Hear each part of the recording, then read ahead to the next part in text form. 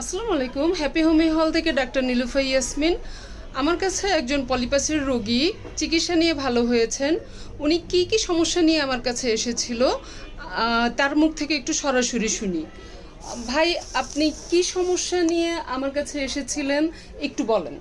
জি, আমার নাকের মাংস বৃদ্ধি পেয়েছিল, মাথা ব্যথা ছিল, আচ্ছা হাঁচি কাশি ছিল, আচ্ছা। সহজেই ঠান্ডা লেগে যেত।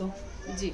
যে আপনার কাছ থেকে ডোজ নিয়ে খাওয়ার পরে আমি এখন সুস্থ। আপনি এক ডোজেই সুস্থ হয়েছেন? জি, আমি এক ডোজে এখন আপনি সম্পূর্ণ সুস্থ? জি। আপনার ওষুধ শেষ হয়েছে কতদিন আগে? প্রায় 2 বছর। 2 বছর আগে ট্রিটমেন্ট নিয়েছেন। এই 2 বছরের মধ্যে আপনি সুস্থ আছেন? জি, ইনশাআল্লাহ। আচ্ছা, 2 বছরের মধ্যে আপনার এটার ফিরে আসেনি? না। ওকে। আর আপনি ভালো হওয়ার পরে আজকে আপনি কি উনাকে নিয়ে এসেছেন? জি। আচ্ছা আচ্ছা।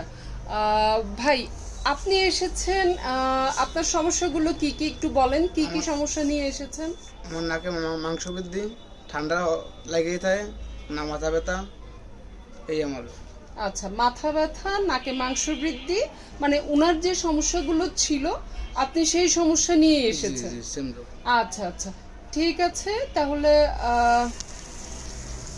আল্লাহ হাফেজ, ভালো থাকবেন।